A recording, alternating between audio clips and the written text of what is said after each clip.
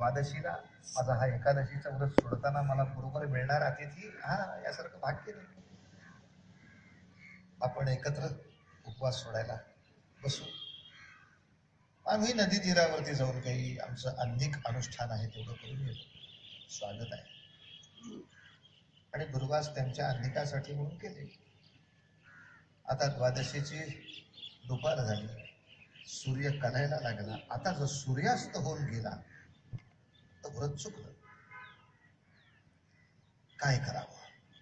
अशा वेळेला त्या पुरोहितांना एक मार्ग विचारला की त्यांना मी भोजनाला बोलवलंय, त्या अतिथीच्या आधी भोजन करणं हे आपल्याला मनाला पटणार नाही. खरं म्हणाल तर आपल्याकडे जेव्हा पूजा असतात आणि एक महत्वाच्या पूजेसाठी आपण उपवास करत असतो, त्याच्या मागची मानसिकता हीच असते. एखादी सत्यनारायणाची किंवा एखादी काय म्हणतात लघुरुद्र किंवा महारुद्र अशी एखादं अनुष्ठान मी माझ्या घरामध्ये करतो, शतचंडी करतो किंवा नवचंडी करतो. घरामध्ये इतर देवता असतातच, पण ह्या देवतांना आपण विशेषत्वाने त्यावेळेला आवाहन करतो की आपण या ठिकाणी या, आम्ही पूजा अर्चा करणार. आता अशा वेळेला आपण त्या देवतांना आवाहन केलंय, त्यांना नैवेद्य दाखवण्याच्या आधी जेवायचं का?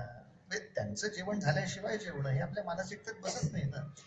म्हणून नाही बाबा, देवाला नैवेद्य दाखवल्याशिवाय नाही खायचं, ही एक आपली उच्च मानसिकता आहे. आता ही मानसिकता न लक्षात घेतल्यामुळे घरातच दुफळी असते. आई सांगत असते, सत्यनारायण आहे, भूक लागली तर राजगिऱ्याचा लाडू खा, नाही तर दूध पी, पण बाकी जेवणातलं काही खायचं नाही.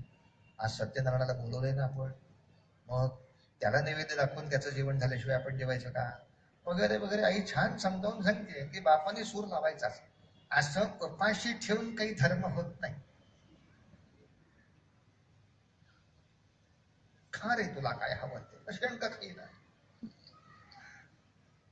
खरंच मला असंही थोडंसं वाटायला लागलंय अलीकडे की आपण लग्नाची बैठक जेव्हा करतो तेव्हा देण्या घेण्याबद्दल बरंच बोलतो, पण आपले कुळधर्म, कुळाचार याबद्दलही बोलायला हवं असं वाटतं. कारण अनेक घरामध्ये मी ही दुफळी सतत बघितली आहे की नवरा म्हणतोय आमच्या घरी एकादशीचा उपास आहे, आणि या घरात लग्न होऊन ही आली आहे आणि ही सांगते माझ्या माहेरी काही असले उपास नसतात. त्यामुळे एकाच एकादशीच्या दिवशी तो बिचारा साबुदाण्याची खिचडी खातोय आणि ही तिकडे तर्री लावून मिसळ खाते. आता पोरांनी काय करावं मला सांग. पोरगा त्याच्या पुढचा उपास करतो, दोन्ही खाणार म्हणला, असं नाही ना. एकदा आपण हे घर स्वीकारलं की आता या घरामधली जे जे काही कुळधर्म कुळाचार असतील, या दिवशी उपवास झाला तर त्या दिवशी उपवास झाला पाहिजे. आणि उपवासाचा हा सगळा चांगला अर्थ घेऊया ना आपण, की आपण अधिक काळ साधनेमध्ये बसूया. समजा आता कालची चतुर्थी सारखा विषय झाला, चतुर्थीला फक्त ह्याच्याऐवजी साबुदाण्याची खिचडी खाणं हा महत्वाचा मुद्दा नव्हताच. आपल्या घरात असेल तर उत्तमच आहे, पण ज्या ज्या घरात नसेल त्या त्या घरात तुम्ही फोन करून विचारा, अशी मी प्रार्थना करतो. फोन करून विचारा की तुम्ही चतुर्थीला काय करता. काय करता म्हणजे मी खाण्याला काय करता असं नाही विचारलं, पण सगळेजण घरातले एकत्र म्हणून एखादं अथर्व शीर्षाचं पारायण करता का? एकदा अथर्व शीर्ष म्हणणं किंवा ते 11 वेळा म्हणणं याला आवर्तन करणं असं म्हणतात. पूर्वी आपल्या घरात हा नियम होता, आठवत असेल तुम्हाला. बाबा म्हणजे दमतेश, चतुर्थी आहे, रोज आपण एकदाच अथर्व शीर्ष म्हणता. आज चतुर्थी, आज 11 आवर्तन झाली की जेवण आहे. महत्व कोणाला द्यायचं? 11 आवर्तन ह्याला महत्व. त्यामुळे पहिला शब्द 11 आवर्तन झाली की जेवण आहे या शब्दाला अर्थ आहे. आता बरोबर उलट सांगतात आमच्याकडे, गणपतीच्या देवळात उलट सांगतात. आपले 12 वाजता जेवण आहे, हे महत्वाचं आहे. त्याच्या आत आवर्तन, आवर्तन या शब्दाचा वेगळाच अर्थ निघाला हा. तुमचं हे जे काही सगळं चाललंय ते आवर्त आहे ना, जे काय ते करायचं असेल ते 12च्या आत आवर्त. कुठं काय बघायचं काय नाही, टॉप गिअर टाकायचा, धाड धाड धाड धाड धाड धाड धाड. उपवास या शब्दामध्ये आपल्याला आनंदाने चित्तवृत्ती उल्लसित करून त्या भगवंताच्या पाशी अधिक काळ वेळ घालवायचा आहे, त्या साधनेत अधिक काळ वेळ घालवायचा आहे, त्या अर्थाने तो उपवास आहे. आणि हा उपवास सोडण्याच्या वेळेला मी माझ्या अतिथीला बोलवलंय, त्याला सोडून मी जेवण कसं करू, भोजन कसं करू, काय करूया कुलपुरोहित? आणि मग कुलपुरोहिताने सांगितलं एकच उपाय आहे, तुमची निर्जळी एकादशी. त्यामुळे तुम्ही पाण्याचा एक घोट घेतला तरी उपवास सुटला. भोजन त्यांच्या बरोबर करा, एक आचमन करा फक्त. मला खरंच मनापासून इच्छा आहे, आपल्या ओळखीची एक 100 लोकांची यादी काढा आणि उगाच गंमत म्हणून या सगळ्यांना फोन करून विचारा, आचमन म्हणजे काय माहितीये का? तुम्हाला माहितीये म्हणून तुम्हाला वाटतं सगळ्यांना माहितीये, अनेक काढा. म्हणजे आता गावाची नावं सांगू नयेत, पण त्या गावी मी डोळ्यांनी पाहिलेला प्रकार. त्यांची इच्छा खूप चांगली होती की एकाच वेळेला 108 पूजा करूया. 108 चौरंग मांडलेले, त्याची 108 यजमान, त्यांची पत्नी त्यांच्या बरोबर बसलेली. आणि ते गुरुजी बिचारे येऊन आता सांगू लागले पूजा कशी करायची. ते पूजा सुरू करताना ते सगळ्यांना त्या माईकवरनं सांगतात, हा आता सगळ्यांनी आचमन करा. मी समोरच बसलो होतो, बहुतांशी सगळे नुसते एकमेकांकडे बघत होतो, काय करायचं. त्यांना आचमन या शब्दाचा अर्थच लक्षात नाही आला. भटजीने ऍक्शन करून दाखवले,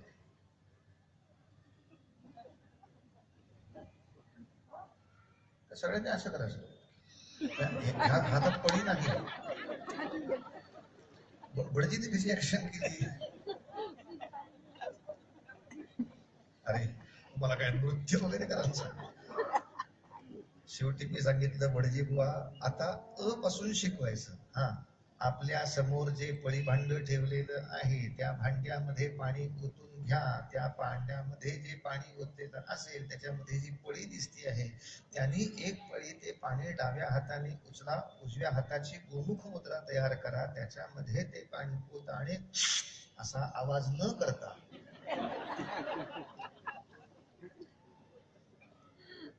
हे 3 वेळेला ग्रहण करा.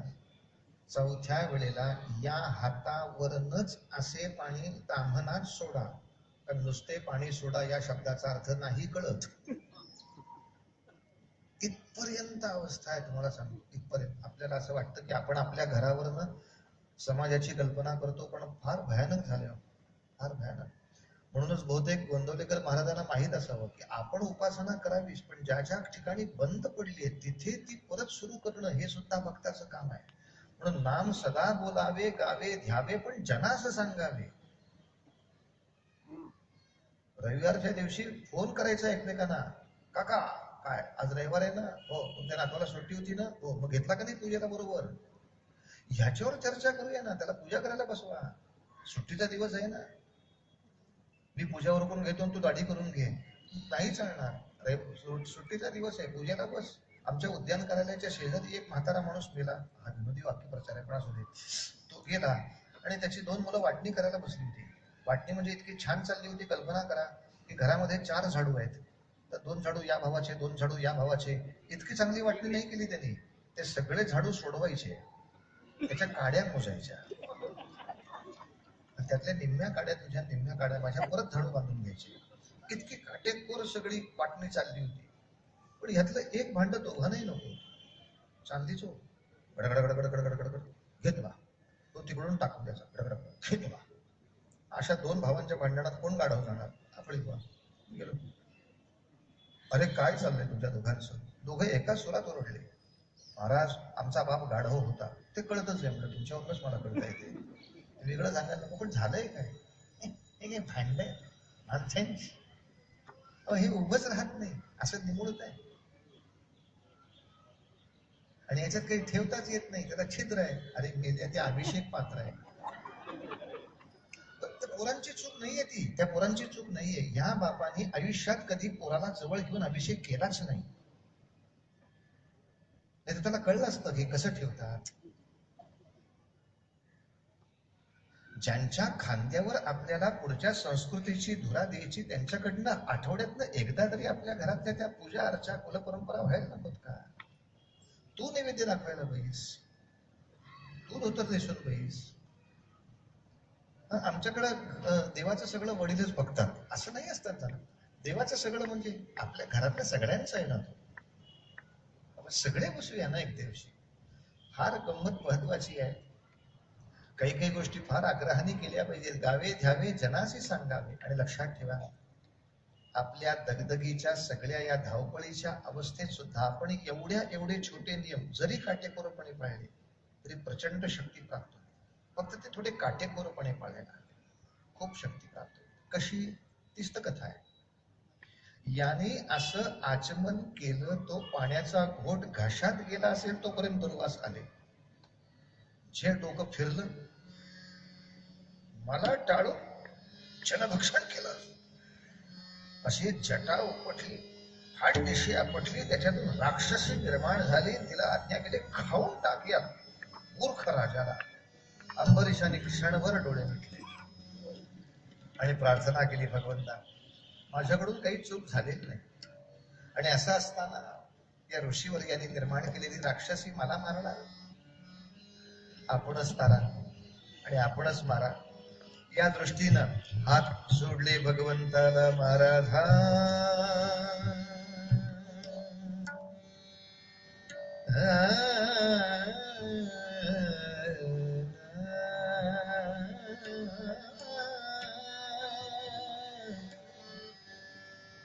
भगवंता माझ्याकडून काही तसं पातक झालेलं नसताना का रे मला ही शिक्षा? पद्मनाभा नारायण, पद्मनाभा नारायण, पद्मनाभा नारायण, पद्मनाभा नारायण, पद्मनाभा नारायण, पद्मनाभा नारायण, पद्मनाभा.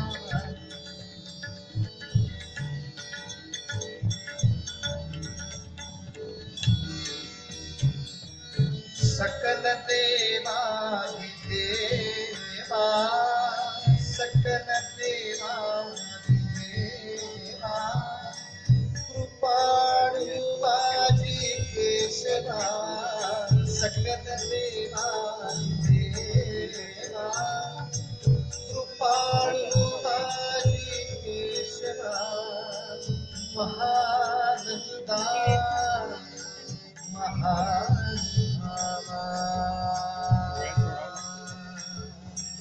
महानंदा महानुभावा, सदाशिवा सहज मूर्ती, पद्मनाभा नारायण, पद्मनाभा नारायण, पद्मनाभा नारायण, पद्मनाभा नारायण, पद्मनाभा नारायण, पद्मनाभा नारायण.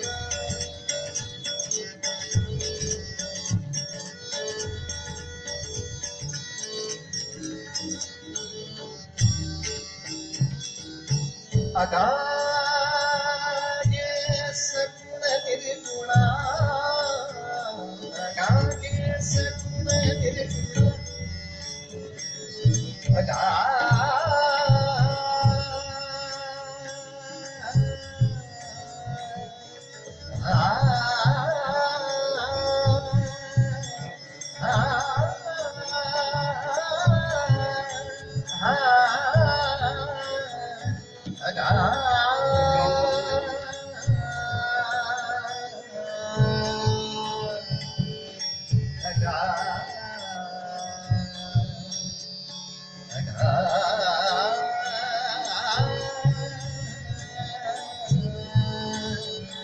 अगागे सगुण निर्गुणा,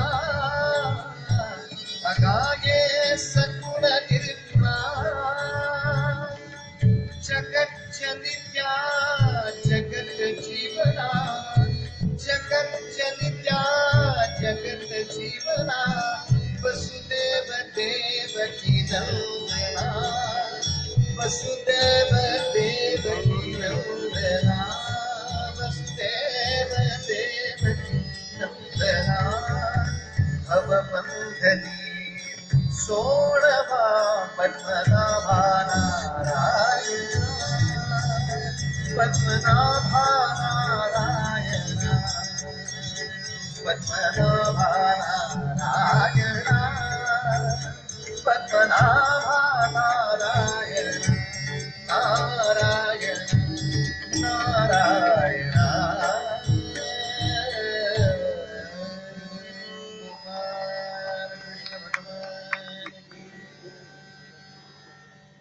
मग मात्र भगवंतांचं सुदर्शन चक्र जे सुटलं ते घेर घेर घेर घेर घेर घेर घेर घेर करत सुदर्शन चक्र आलं. त्यांनी राक्षसीचा तर वध केलाच, पण ते दुर्वासाच्या मागे लागलं. आता आली पंचायत. दुर्वास ऋषी बिचारे पळत पळत पळत पळत ब्रह्मदेवांच्या पर्यंत आले. ब्रह्मदेवा वाचवा या चक्रापासून. सोडलंय कुणी? ते विष्णूंच्या सुदर्शन चक्राला आम्ही कशी अटकाव करणार? करण्यासारखी जर कुणी असेल तर ती भगवान शिव हीच विभूती. भगवान शंकरांपर्यंत त्या चक्रापासून वाचवा. महाविष्णूंना सांगितलं असतं बरं नाही का? महाविष्णूंपाशी आले, या चक्रापासून सोडवा. कोणासाठी सुटलंय त्यांनी सांगितलं की बंद होईल. खाकेत कळसा न गावाला वळसा. ते अंबरीशासाठी सुटलं, म्हणजे अंबरीशानेच नाही म्हटलं की विषय संपणार होता. अख्खं त्रिभुवन फिरला, पण तोपर्यंत अंबरीशी सुस्ता डोळे मिटून बसलाय. त्याला हा सगळा प्रकार झालेला माहीतही नाही अशी अवस्था. त्याला गदगदून जागा केलं. ये तू आश्चर्यचकित, मी अजून मेलो नाही. आता तुम्ही राक्षसी निर्माण केली म्हटल्यानंतर मी शेवटच्या घटकाच मोजत होतो, किंवा तरी खाल्ला जाणार. राक्षसी कधीच मेली. हे चक्र माझ्या मागे लागलंय, त्याचं काय करायचं बघा. अरे आपल्याला हा त्रास व्हावा अशी कधीच इच्छा नव्हती. भगवंता, या राक्षसी पासून माझं रक्षण करावं इतकाच माझ्या प्रार्थनेचा विषय होता. सुदर्शन चक्राने यांना त्रास द्यावा असं कुठं कोण सांगितलं? त्या सुदर्शन चक्राचा परिहार झाला. मुद्दा इथे तोच राहतो. आता प्रश्न, दुर्वासांची तपस्या श्रेष्ठ का अंबरीशाची? कितीही जरी मान्य केलं की तपस्येच्या दृष्टीने ते खूप मोठे आहेत, पण तरी सुद्धा त्यातली बरीचशी तपस्या मी मोठा कसा होईल, मी ह्याच्यातून सुटून कसा जाईल, मी ह्याच्यापेक्षा श्रेष्ठ कसा होईल, ही बरीचशी तपस्या या मी मध्ये अडकली आहे. आणि याची थोडी जरी असली तरी आम्ही सगळे सुखात राहून आपण सगळे सुखामध्ये ठेवून आपल्याला आणखीन काय करता येईल. याच्या तपस्येला थोडा आपणचा सुगंध आहे, यांच्या तपस्येला थोडा मीचा सुगंध आहे. फक्त मी साठी तपश्चर्या झाली की चांगदेव तयार व्हायची शक्यता जास्त असते. आपण साठी झाली की त्याच्यात ज्ञानदेव व्हायची शक्यता जास्त असते. आणि आपली संस्कृती ज्ञानदेवांना पहिल्यांदा वंदन करते की तपस्या आपण केली ह्यात संशय नाही, ती मोठीच होती, पण ती जनकल्याणासाठी होती ह्याचा मला जास्त आनंद आहे. स्वतः पुरत्या तपस्या केलेले खूप आहेत.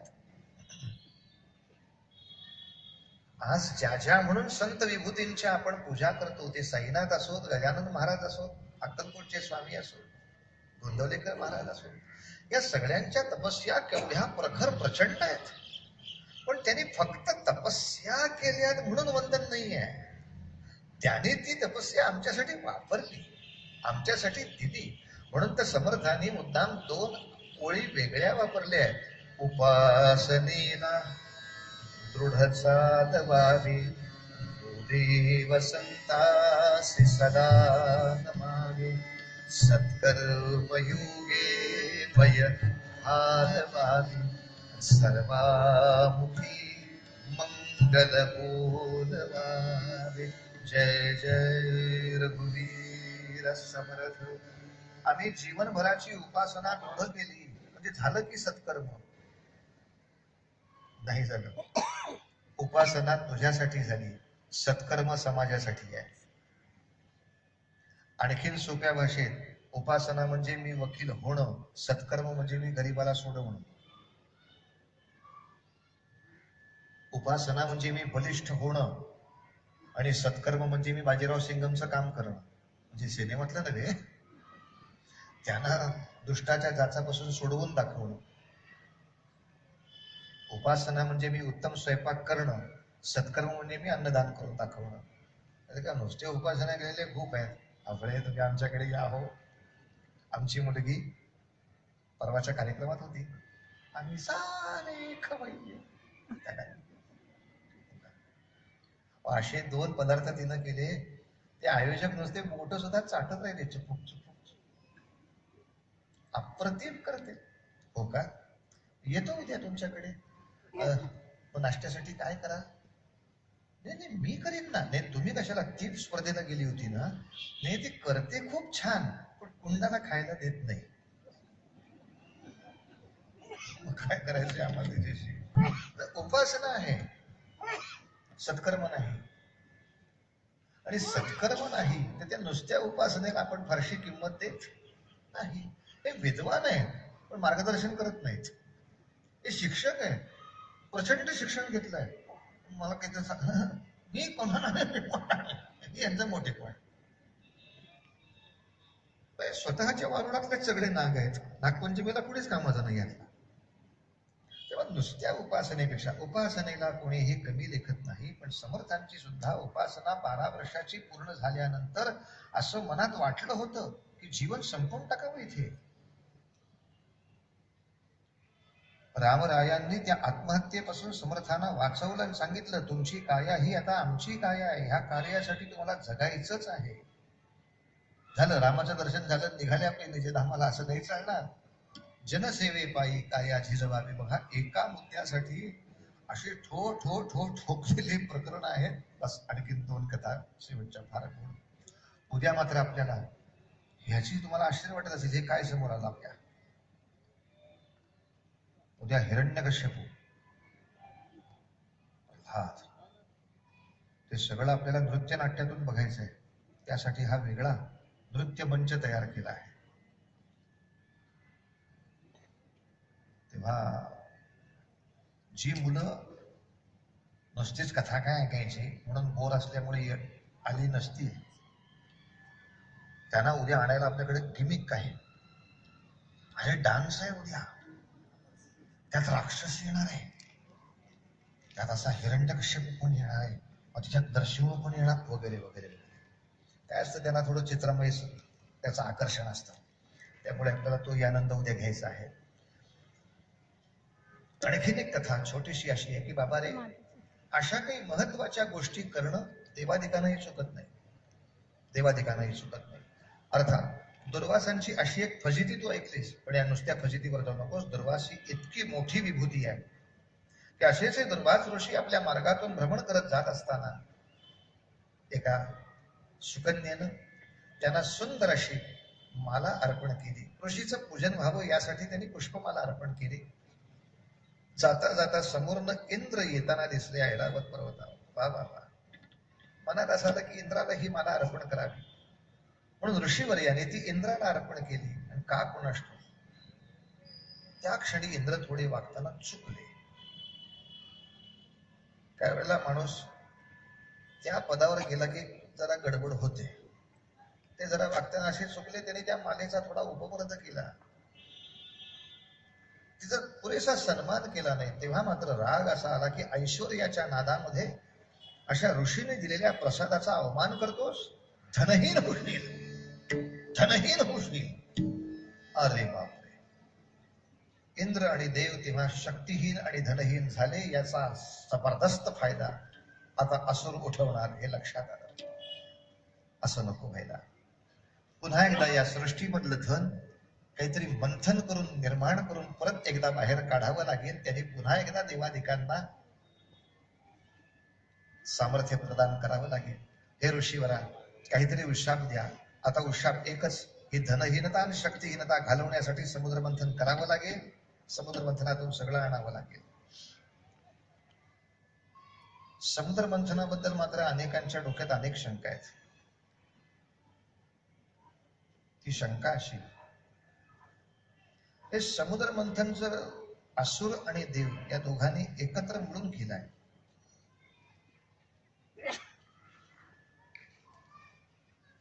यातला बहुतांशी वाटा देवांच्याच वाट्याला गेलाय असं का दिसतं.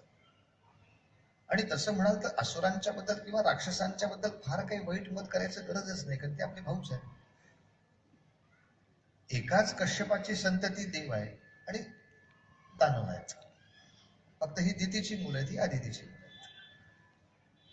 घरातलाच भावाभावाचा विषय चाललाय. जी 14 रत्न आली म्हणून आपण सांगता यातली बहुतांशी सगळी देवांच्याकडेच गेली आहेत. असं का झालं?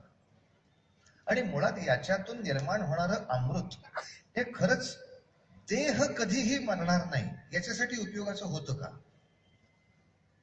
किंवा ते अमृत प्राशन झाल्यानंतर आता मला माझ्या आयुष्यात कोणाकडनंही माझा पराभव होणार नाही असं काही त्याच्यातनं मिळतंय का? हा, ते शक्तिवर्धक असेल, आरोग्यवर्धक असेल, नेहमीपेक्षा थोडं अधिक प्रभावी असेल, पण हे अमृत प्यायलो आणि आता मी मरणारच नाही,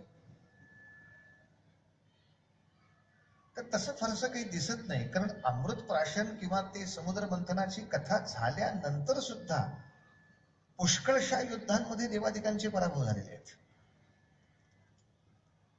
त्यांना पिछेहाट घ्यावी लागली आहे. तेव्हा अमृत या शब्दाचा भक्ती मार्गातला अर्थ आहे तो जास्त छान आहे. व्यवहारामध्ये ते थोडं अधिक आरोग्यवर्धक असं एक सुंदर काहीतरी आहे, यात संशय नाही. पण देवादिकांनी ते प्यायल्यानंतर आता माझी देव नावाची पोस्ट कोणी घालवणार नाही अशी काही खात्री देता का? नाही. एक विशिष्ट कालखंड संपला, त्याचं तपश्चर्येचं एक काळ संपला, त्याच्याकडची पुंजी संपली की त्याला सुद्धा परत मृत्यूरूपी जन्म आहे. या दृष्टीनं अमृताचा अधिक आरोग्य, अधिक शक्तिवर्धन किंवा अधिक उत्साहवर्धनही म्हणा, कारण सगळं आता अमृत तुल्य आहे, तो विषय वेगळा. पण अमृताने देह कायमचे अमर होत असतील असं त्या ठिकाणी दिसत नाही.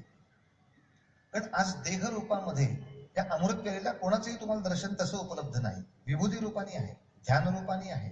ते पंचमहाभूतात्मक परत देह देऊन तुम्हाला दर्शन देऊ शकतात, हे 100% सत्य आहे. पण आता ते तो देह येऊनच हिंट आहे बुवा इथे, ही शक्यता नाही. कारण तो देह तशाच रूपात कायमस्वरूपी असं काही त्या अमृताने ठेवण्याच्या मध्ये गंमत नाही. पण एक मोठी गोष्ट त्याच्यात आहे. अनेकांच्या डोक्यात कल्पना अशी आहे की या समुद्र मंथनातून 14वं जे रत्न आलं ते विष आहे. हाही एक गैरसमज आहे. समुद्र मंथन सुरू झाल्या पहिलं आलंय ते विष आहे, भागवताप्रमाणे. हा, इतर पुराणामध्ये थोडा विक्षेप असू शकेल. पहिलं आलंय ते विष आहे, ते भगवान शिवानी पचवलंय, त्याच्यानंतरच ते मंथन पुढे करणं शक्य झालंय. थोडा आध्यात्मिक विचार करा की हो. कोणतीही अशी अमृतमय गोष्ट मिळवण्यासाठी आपण जेव्हा मंथन सुरू करतो, स्वतःच्या शरीराचं, स्वतःच्या मनाचं, स्वतःच्या बुद्धीचं, तेव्हा पहिलं आपल्या स्वतःच्या शरीरातून, मनातून, बुद्धीतून पहिलं विषच बाहेर टाकलं गेलं पाहिजे, नंतर बाकीची रत्न यायला लागतील. कारण मुळात भरलंय विषच जास्त अंगामध्ये. याच्या दृष्टीनं सुद्धा पहिलं विष बाहेर आलंय. आता हे माहीत नसल्यामुळं कसं होतं, आपल्यामध्ये काय म्हणतात, म्हणी पडल्यात. पंड्या, जास्त गडबड करू नकोस, 14वं रत्न दाखवी, म्हणजे त्याला मी मारीन, म्हणजे त्याला यातना होतील, म्हणजे यातना देणारी गोष्ट हे 14वं रत्न आहे, अशा डोक्यामध्ये धारणा होऊन बसते. पण नक्की ही रत्न कोणती 14 आहेत विचारा बरं एकदा मुलांना. माहीत नाही. मग ती कशी माहिती होती? जर आपल्या लग्न कार्यामध्ये, आपल्या उपनयनाच्या कार्यामध्ये, अशा ठिकाणी आपण जर अशाच पद्धतीची मंगलाष्टक म्हटली, आपल्याकडे मंगलाष्टकाची रचना अशासाठीच आहे की ही जी 14 रत्न आहे यांचे आशीर्वाद आमचं जीवन मंगलमय करू, असं एक मंगलाष्टक असतं. हे दशावताराची नाव असतात. हे जे 10 अवतार आहेत यांचे आशीर्वाद आमचं जीवन, मग आमचं किंवा ज्याच्यासाठी मी आलोय याचं जीवन मंगलमय करू, असा आशीर्वाद त्यामध्ये असतो. त्याला मंगलाष्टक म्हणायचं. ज्या अष्टकामध्ये मंगल व्हावं अशी प्रार्थना असते म्हणजे मंगलाष्टक. किती मंगलाष्टक म्हणावीत? खरं शास्त्र विचारात तर मंगलाष्टक म्हणणं हा विधीच नाहीये. ती आपली हौस आहे म्हणून म्हणायची आहे. पण अगदी म्हणायची असलीच तर किती म्हणावीत? त्याच्यात संख्या सांगितली आहे, अष्टक. दोन्हीकडच्या पक्षाची म्हणून 8. ह्याला का 4 म्हणायला सांगितली? आता आम्ही 5 म्हणणार. तिथं स्पर्धा नसावी. आणि मुळात सगळ्यात महत्वाचं म्हणजे आपण चुकत असाल तर आपली चूक आपणच दुरुस्त केली पाहिजे.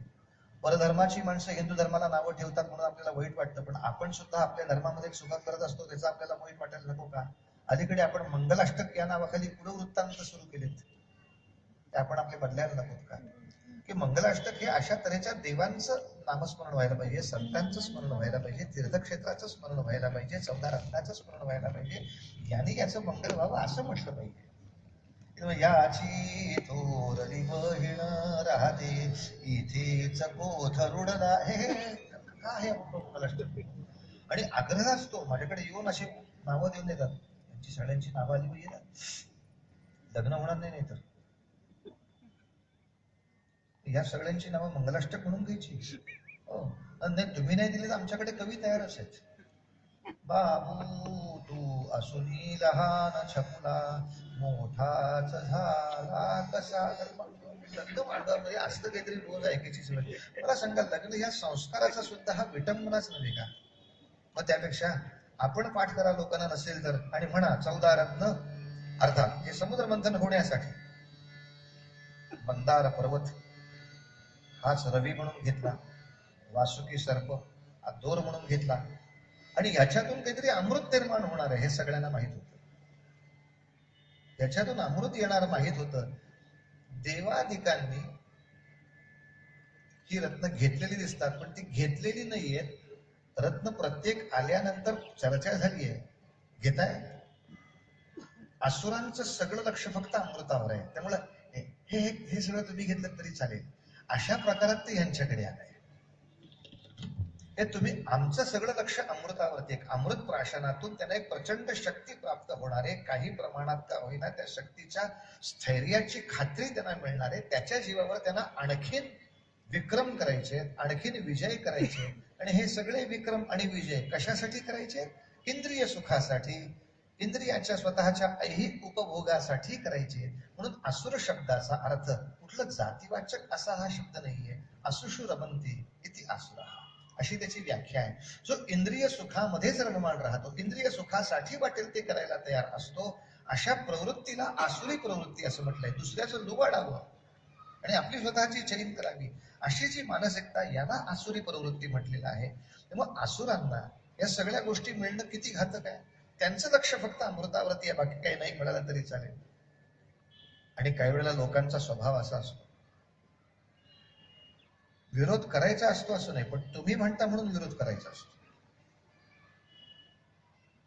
मला कॉफी प्यायची इच्छा नाहीये, पण तुम्ही चहा म्हटलात का, मला कॉफी द्या. सगळ्यांसाठी केलाय चहा, मी कॉफी घेतो. आमच्याकडे असे माझे पेटीवाले होते, आम्ही सगळ्यांनी चहा सांगितलं की ते पटकन कॉफी सांगायचे.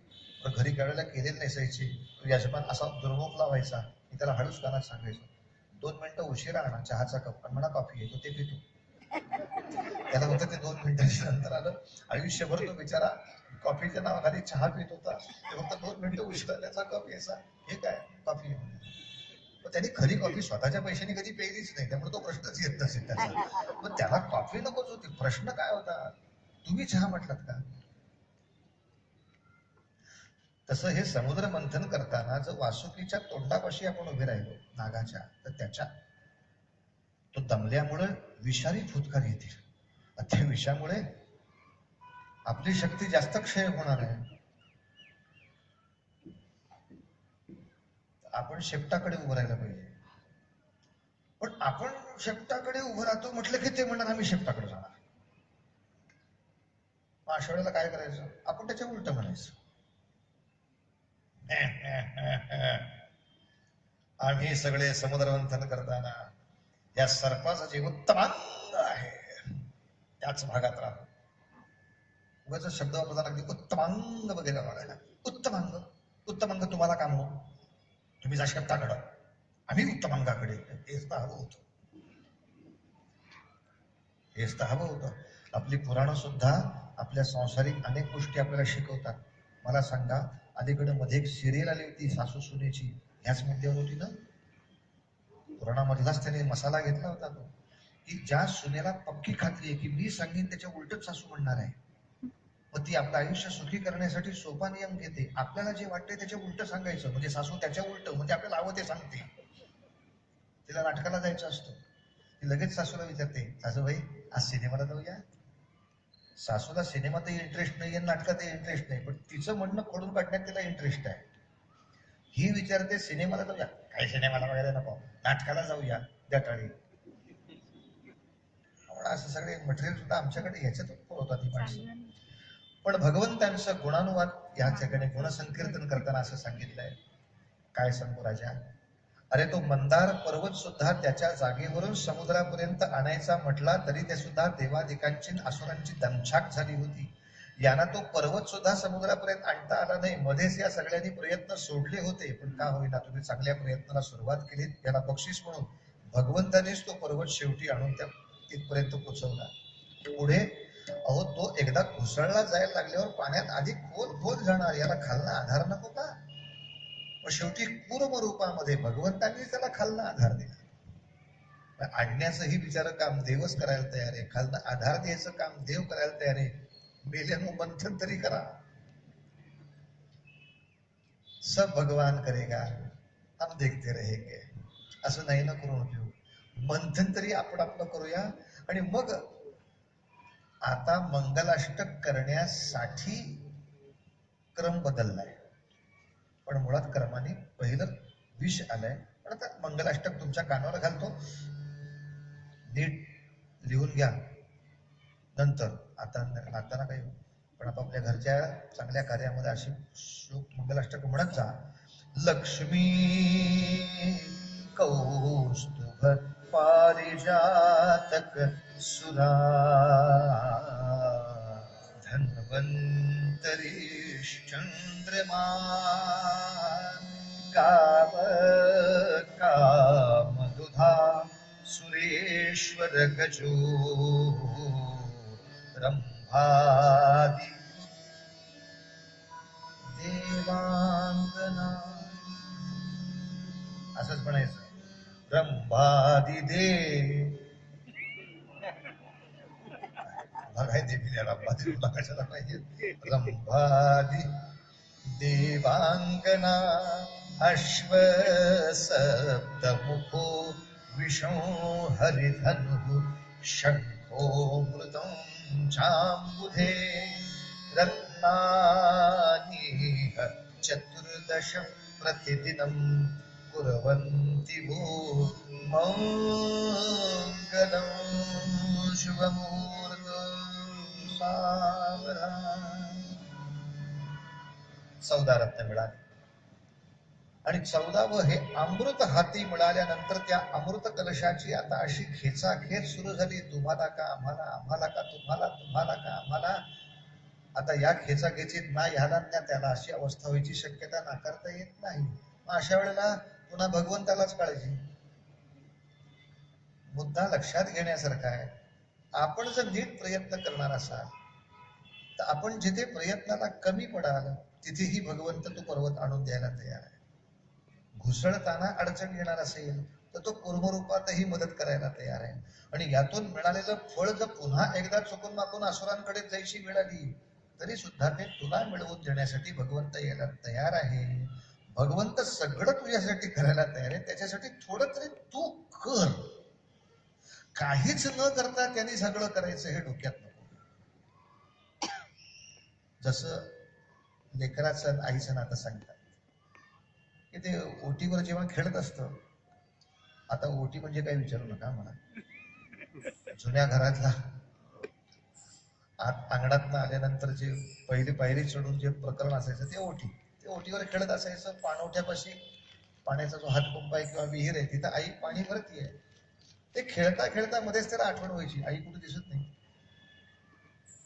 आई, त्याने 2 हात पुढे टाकले की ती 20 पावलं पळत येते त्याला वाचवायला.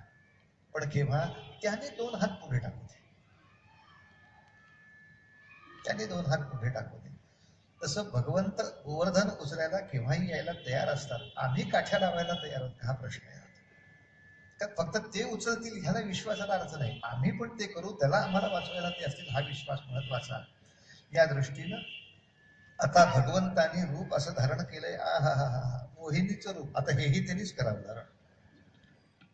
मला बरीच गाणी सुंदर स्त्रियांच्या वर्णनाची येतात जी आम्ही नाट्यसंगीतात म्हणतो, गातो आणि वापरतो, पण त्यातलं एकही पद या ठिकाणी म्हणणार नाही. कितीही आग्रह केला तरी नाही. पण मुळात हे अनुष्ठानच वैराग्याच्या बद्दल आपली इच्छा प्रबळ होण्यासाठी आहे. यामध्ये स्त्री सौंदर्याचं, देह सौंदर्याचं लघळतेनं वर्णन करत राहणं हे आपल्या मूळ अनुष्ठानालाच विघात होणार आहे. तुमच्या माझ्या दुर्भाग्यानं थोडस नको इतकं विस्तृत वर्णन मूळ संहितेत आलं आहे. ते त्या काळात एखाद्या वेळी त्यांना आवश्यक वाटलं असावं, पण आज तसं ते वर्णन पुढे सांगणं हे आपलं लक्ष आपल्या मूळ मुद्द्यापासून दुसरीकडे वळण्याची शक्यता जास्त आहे. त्यामुळे समुद्र मंथनासारखे का होईना आपण कष्ट केले पाहिजे, भगवंत आपल्या मदतीला येईल हा मुद्दा बाजूला सोडून काय पोहांचं ते गाणं होतं, त्या नको त्या गोष्टी टाळकं जाईल आणि ते आपल्याला नको आहे. रुक्मिणी स्वयंवराचा सुद्धा आपण प्रसंग वर्णन करणार आहोत, ते प्रसंग सादर होणार आहे, हे कितीही जरी मान्य असलं ते रुक्मिणी इतकी ह्याच्या वर्णनात वेळ घालवायचा नाही. आपल्याला आंतर सौंदर्यावरती विचार जास्त करायचा आहे. देह सौंदर्यावरच आपण जर सगळ्या नथ कशी होती, ठुशी कशी होती, ही कशी होती, बांगडी कशी होती, अमुक कशी होते, आपण कशाला वैराग्याच्या खोट्या थापा मारतोय. आपल्या त्या अलंकारातच अजून गंमत आहे, तेव्हा तो विषय करायचा नाही. आणि याच्या नंतरची एक कथा आणखीन त्रासदायक आहे, किंचित त्रासदायक. जर आपण खरी संहिता वाचायला जाल तर ही तुम्हाला अडचण येईल म्हणून आधी सांगतो. तर तुम्ही प्रत्येक वेळेला संहिता वाचाल तेव्हा फोन कराल तेव्हा मी उपलब्ध असेल असं नाही, थोडी अडचण येईल.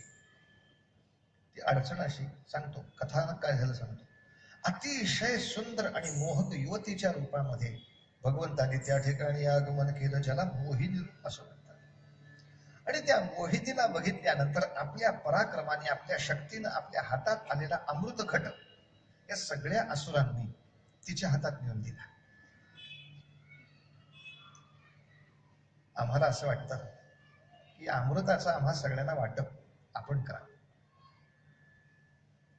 ती म्हणते तुमची माझी ओळख आत्ताचीच,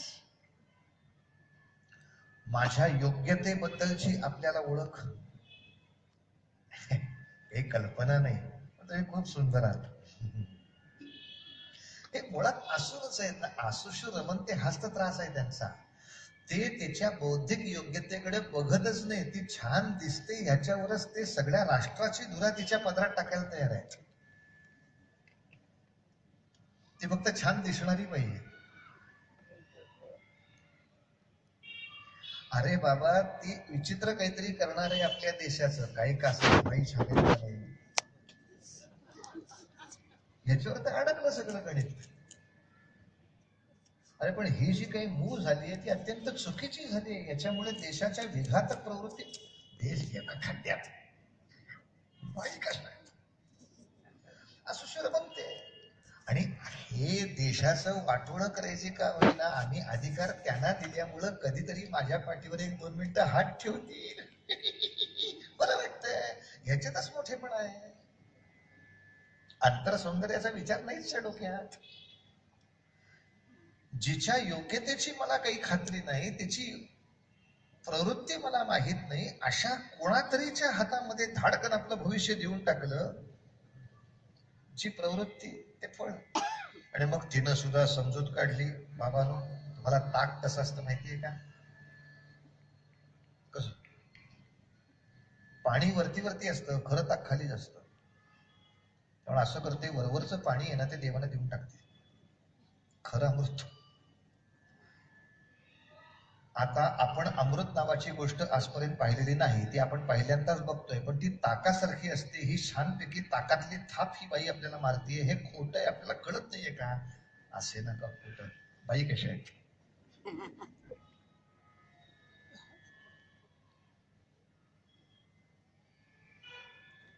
आणि त्यातल्या राहू केतूला फक्त कळलं, देवांच्या पंक्ती बसल्या आणि ही सगळी देवांना अमृत भरा भरा भरा भरा देतीये, दाल में कुछ काला है. या दोघं जण त्या पंक्तीमध्ये जाऊन बसले, दोघांनी पटकन ते घेतलं, प्राशन करायचा प्रयत्न केला. इतक्या शेजारच्या देवाच्या लक्षात आलं, भगवंता घुसखोर आपल्या यादीतले नव्हते, घुसखोर आहेत. त्या केतूनी ग्रहण केलेलं शरीरात गेलं, मस्तकात शिल्लक नाही म्हणून ते उडल्यामुळं मस्तक गेलं, नुसतं शरीर राहिलं. राहूचं अजून मस्तकातच होतं, ते मस्तक राहिलं पण शरीर गेलं. अशा तऱ्हेची कथा सांगितली जाते. भगवंताचा कृपाप्रसाद राहू केतूच्या त्रासापासून सोडवणार, इतका मतितार्थ घ्यायचा या सगळ्या गोष्टीचा. पण सगळ्या देवादिकांना अमृत मिळालं. हे अमृत ज्या मोहिनीनं दिलं, त्या मोहिनी रूपाचं महाराष्ट्रात एक मंदिर आहे. अनेकांना माहीत नसेल, पण नेवाशाला असणारं मोहिनी राजाचं मंदिर हे त्या मोहिनी स्वरूपाच्या स्मरणाचं मंदिर आहे. भारतवर्षामध्ये अशा पौराणिक कथेला अनुसरून या मोहिनी रूपाचं फार इकडे कुठे मंदिर बघायला मिळत नाही. ते महाराष्ट्रातच मिळतं. आणि या मोहिनी मंदिराचा आणखीन एक योगायोग असा आहे की मोहिनीचा जन्मच देवादिकांसारख्या सज्जनांना अमृत मिळावं यासाठी आहे. आणि याच मोहिनी राजाच्या छत्रामध्ये ज्ञानेश्वर माऊलींनी ते आपलं अध्यात्मशास्त्राचं अमृत पुन्हा एकदा तुमच्या आमच्या सगळ्यांच्यासाठी आणावं याचा अखंड प्रयत्न केला आहे. आणि ज्ञानेश्वरीची पूर्ण रचना ही त्या नेवाशाला या मोहिनी राजाच्या छत्राखाली झाली आहे. मोहिनीनं ते स्वर्गातलं अमृत आम्हा सगळ्यांच्या पर्यंत आणून दिलं. आणि या मोहिनी राजाच्या छत्राखाली बसलेल्या ज्ञानेश्वर माऊलीनं आपल्या सगळ्या संस्कृतीच्या अध्यात्माचं अमृत आमच्या सगळ्यांच्या मुखापर्यंत आणून सोडलं. यासाठी क्षणभर ज्ञानोबांना वंदन करायचं आणि शेवटच्या कथेकडे ह्या सत्रातल्या वाटचाल करायची. ज्ञानदेवांना या मोहिनी राजाची परंपरा चालवल्याबद्दल मनापासून वंदन. ज्ञान